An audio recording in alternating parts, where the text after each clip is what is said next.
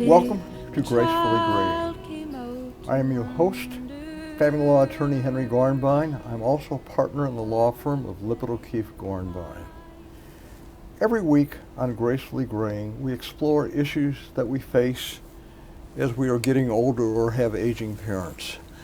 Today on Gracefully Greying, I'm pleased to welcome one of the most prominent internists in the area, Dr. Scott Lewis, who happens to be my primary care physician as well. Dr. Lewis, welcome to Gracefully Greying. Thank you, Henry. First of all, why don't you tell our viewers a little bit about your background and who you are? And before, let me interject. I often think that as the internist, you're the one who sees the patients primarily for their wellness checks, for their daily, weekly, annual exams, I should say. And then you're often like a quarterback, where if there's need for a specialist in a certain areas, you will hand it off to another physician. Correct. So why don't you tell us a little bit about your training and background? Okay. I grew up in the Detroit area. I went to Southfield High School, University of Michigan. I graduated from Wayne State University School of Medicine in 1982. Did my 3-year residency at Sinai Hospital of Detroit, finished in 1985, and I went into private practice right from there. And your specialty is internal medicine. Why don't you tell us a little bit about what that means? So the word internal medicine, now a general internal medicine doctor, is now called primary care. We're the primary care physician for people. And like you said, we oversee everyone's health. The word is used quarterback, meaning we try to take care of all the issues everybody has. If it's beyond our scope, we refer to specialists. But we do like to see patients regularly, at least once a year, to help put people in the right direction in terms of their health. Now, your patients, of course, are all ages, but I heard you have a reputation for dealing with a lot with those who would be in the gracefully graying, the baby boomers, and even older. Would that be correct, that a lot That's of your correct. patients are older? Right. I see patients anywhere from 18 until I have 4 patients who are over the age of 100. Probably more than half of my patients are over the age of 65. I see them more often because they require more medical care, so naturally I will see them more often in the office. Now, you see patients, a lot of what you're doing is really preventive medicine as well as dealing with people who come in who are sick, and I know I'll walk into your waiting room and there are masks and there are hand sanitizers, and so there's always a danger of infection. But what are some of the key steps to try and stay healthy? First of all, let's start with diet. Mm-hmm. So I think that's very important. I stress that quite a bit when I see my patients. When we talk about diet, I ask people a generic question: how do you eat? And the first thing people think about is he's asking, what are the bad foods I eat? What am I going to tell him? I like to talk about the good foods first. The good nutrition, the high quality foods, to me is more important than anything else. I like to divide foods into 5 important groups that I've come up with that people should have: fruits, vegetables, fibers such as grains.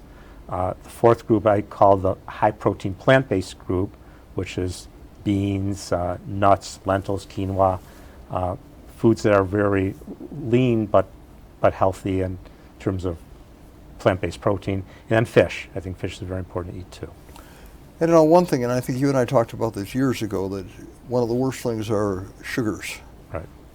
And I've tried to cut out sugar as much as possible because I've dropped maybe 8 or 9 pounds in the last 3-4 months. So right. So we talk about the bad foods. Years ago, we talked about low-fat diet, and the country embraced that. And you'd see all these low-fat foods that were terribly high in sugar.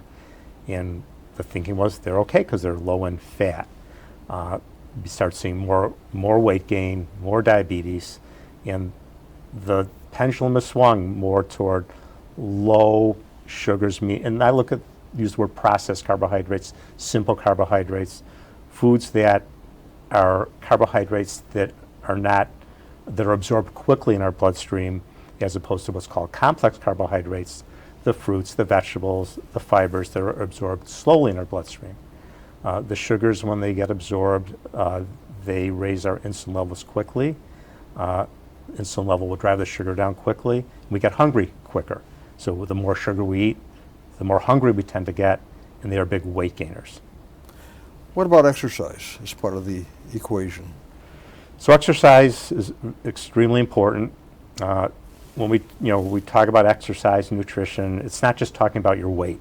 If losing weight is mostly diet related. Exercise has some component to it. That exercise independently of weight control is incredibly important at any age. When we're younger, we think of exercise as looking good, looking buff, building up our muscles, training with goals in mind. As we get older, exercise takes on a different meaning. We start thinking of cardiovascular health. As we get in our maybe 40s and 50s, we start thinking we need to protect our heart. And good exercise is so important to protect our heart. It's what's called one of the cardiac risk factors is a sedentary lifestyle. So when we exercise, we need to avoid a sedentary lifestyle and protect our heart. As we get even older, we don't think necessarily of just protecting our heart, but we think of exercise in terms of fall avoidance, balance, and avoiding all those issues in the more elderly population. So in any age, exercise is extremely important. It's not just for young people, it's important for people of any age. And study after study shows so many benefits of exercise for many different parameters. Are there certain types of exercise that you would prescribe as being healthier or better than others? Well, it depends what your goals are, and it depends what your age is. We talk about aerobic exercise or cardio, which raises the heart rate, and we want to sustain that, and that does help our heart health at any age. Obviously, when we're younger, we can push ourselves more than when we get older, but cardiovascular health, cardio, is very important. But also, weight-bearing exercise is important for our bones to prevent osteoporosis, and then balance exercises to avoid falling. What about weight training? I've heard that that's important because as we get older, especially, we lose more and more muscle mass, so trying to build that up can be important. What are your thoughts on that? Well, weight training is a component of a good exercise program, and we don't mean lifting heavy weights in the gym necessarily. Walking is, in a way, weight training because we're using the muscles in our legs. But you can do swimming, you can do weights if you want. So really anything that we bear our body weight, is counted as weight training, and it is very important. What about sleep as part of the component? So you hear about recommendations of sleep, and you hear about the 8 hours of sleep is very important, and there's studies that show that. I also think quality of sleep is important. If you get really good high quality sleep, maybe not quite the 8 hours, but during those 6 to 7 hours you sleep great, I think that's just as important as 8 hours that may not be great quality sleep. I like to tell people, judge your sleep by how you feel the following day. If you feel great the following day, you're energetic, you're probably getting enough sleep. And if you feel tired and sluggish, people coming say, I'm feeling tired, one of the first questions I ask is, how is your sleep? And poor sleep is a common cause of fatigue. What about naps? Is that helpful, or is that a replacement? Well, I like to believe naps are important. You can ask my wife. I love to nap, but in general, I think naps are adaptive. There's some studies that show many humans may be conditioned to sleep twice in 24 hours, and many cultures of the world do that. South America, Europe, a lot of those countries embrace napping, or the siesta as they call it.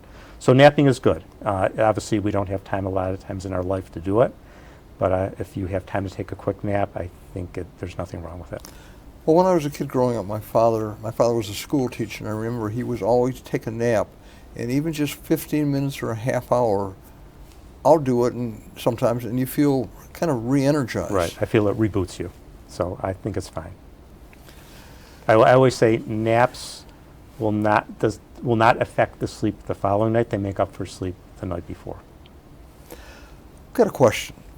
You go in for a physical, and you do this on an annual basis with most of your patients, and you're doing a lot of screening. So what are some of the things that you're screening for? And I'm thinking, I'll walk into your office, first of all, weight, and you can't strip naked in the hall, so you take out, the keys, things like that, shoes. But then there's always a urine test, there's always a blood draw, and there's almost always an EKG, and sometimes you'll do some other tests. So why don't you tell us about some of these and what the purposes are? So an annual physical, we call it a wellness visit, is very important to what I do. I stress it. A couple of years ago, a study came out that showed physicals don't lengthen life. And some newspaper articles talked about that. And whether they lengthen life or not, I think they affect our quality of life. As a doctor, I want to counsel patients how to help their quality of life. And it's not just about making you live longer, making you live better. So the physical starts with, we take a history. You know, I sit down and talk to you about how your health for the past year. I do talk about habits a lot, go over medications. Then there's the physical exam, where from head to toe we examine you. And then the next part is the blood work, urine sample, EKG sometimes other radiologic tests. And then we bring it all together and try and, you know, advise what to do to help your health, push you in a direction, whether it's seeing a specialist, what other screening tests we need to do. So we want to prevent cardiovascular illness. We want to screen certain cancer screening tests we like to do. That's, in a general nutshell, what we do with the physicals. Now, as we age, there's certain diseases that seem to be coming on. Cardiovascular, as you mentioned, can be an important issue.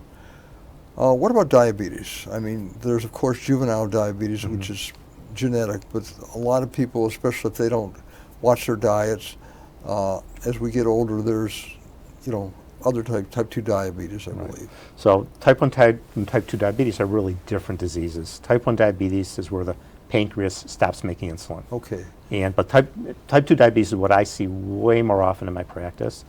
And, you know, we think of type 2 diabetes as a disease of too much sugar, which it really is, but the cause of type 2 diabetes is often too much body fat. When we have too much body fat, our pancreas's insulin doesn't work as well. It's called insulin resistance.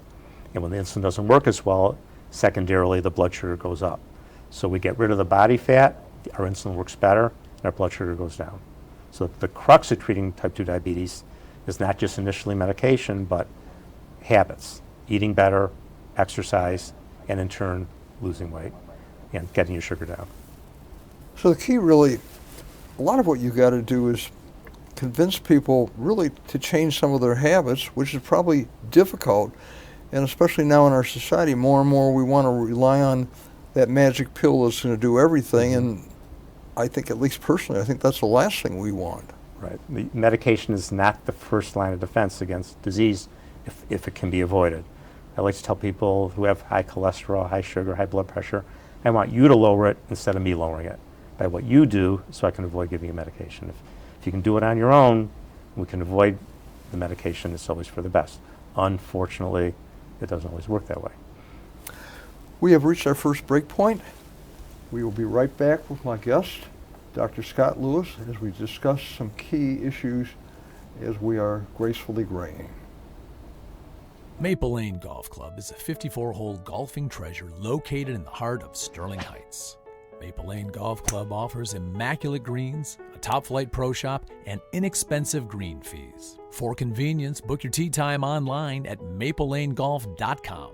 Come out and enjoy a great golf experience. Try our 9 and Dine special, 9 holes of golf, and enjoy food and refreshments in the Clubhouse Bistro. That's Maple Lane Golf Club in Sterling Heights. Check us out at maplelanegolf.com. Welcome back to Pop That Culture. Bury the phone in the pet cemetery. It's got a cord. Welcome back to the Craig Foley Show. Our votes don't matter. I always disagree. Doing this show, I feel like I get like a little bit of time to chit-chat with the man Yeah. that I fell in love with. Oh. Hello, folks. Welcome to the Greg Russell Movie Show. Writer, producer, director. How did this whole thing come about for you?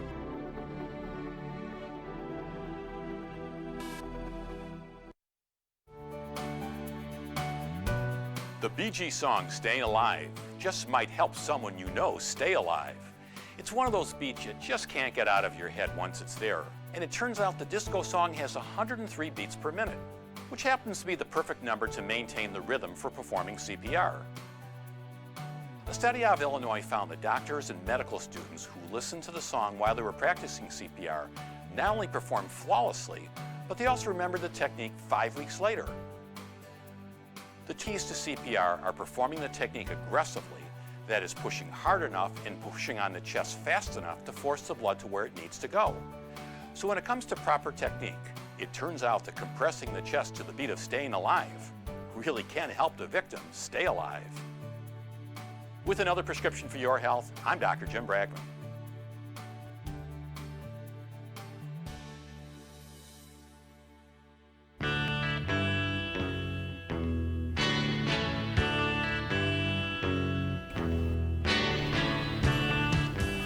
We are back with my guest, Dr. Scott Lewis. Scott, before the break we were talking about some of the screening tests, especially for diabetes. What about for cardiovascular issues and diseases? Okay, there are some well-known risk factors. When you talk about cardiovascular disease, we really mean coronary artery disease. Okay. That's what there's other heart diseases that we can't really control, but coronary artery disease, compared to many, many years ago, has actually fallen in terms of frequency. Part of it is medication, but hopefully part of it is also lifestyle changes. The basic cardiovascular coronary artery disease risk factors are genetics, which of course there's nothing we can do about, but there's many other cardiac risk factors we can do something about. High blood pressure, high cholesterol, diabetes, smoking, sedentary lifestyle. Those are the main risk factors we like to control. What about drinking? So alcohol is not in of itself a cardiac risk factor. There's reports you see about maybe moderate drinking could help prevent heart disease. I don't think, I never prescribe alcohol to prevent heart disease. If people drink reasonably, I don't dissuade them, but they can't overdrink. But it's not really a cardiac, coronary artery disease issue. What about colon cancer? So I think colon cancer is a cancer we have made huge inroads in. Many years ago when I went into practice, saw a lot of colon cancer. Now I don't see it very much. That's because of colon cancer screening tests that have really been pushed strongly through the years. So the main colon cancer screening test is colonoscopy. It's, I believe, the gold standard. I push every one of my patients to get a colonoscopy. I don't like to take no for an answer, and I will harp on them to get their colonoscopy. And if they do it right, if everybody got the colonoscopy like they should, I think would see very, very little colon cancer, because colonoscopy catches colon cancer before it turns cancer, and very few cancer screening tests do that. It catches the polyp stage. They're often benign, they get removed, then you have a clean colon for many more years until your next colonoscopy.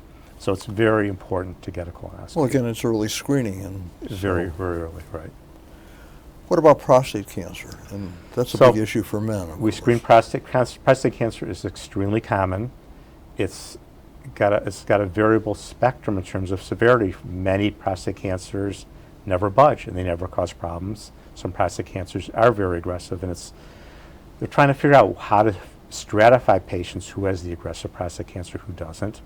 So you screen for prostate cancer basically in two ways: digital rectal examination and a PSA. For a long time, I was thinking, are we really doing anything by screening for prostate cancer? Does it have a mind of its own no matter what we do? Recently, there have been some studies that show early detection may impact length of life in prostate cancer patients, especially when they're caught at a younger person, like in 50s to 60s. We may have an impact if we do catch it early. Now, as we get older, 70s, 80s, our cell growth doesn't slow down a lot, and isn't that a factor with regard to cancer as well? Cell growth. I thought things like maybe I'm thinking like tumors often, like prostate cancer, for example. Okay. If you're older, they grow much more slowly. It's more called indolent or less malignant, less aggressive. So finding prostate cancer in someone who's very old isn't really necessary, because usually it's so slow growing, it will cure. Trying to do something for it causes more harm than leaving it alone. So some in 80s and 90s, we don't even do PSAs, if at all, in people that age, or very rarely.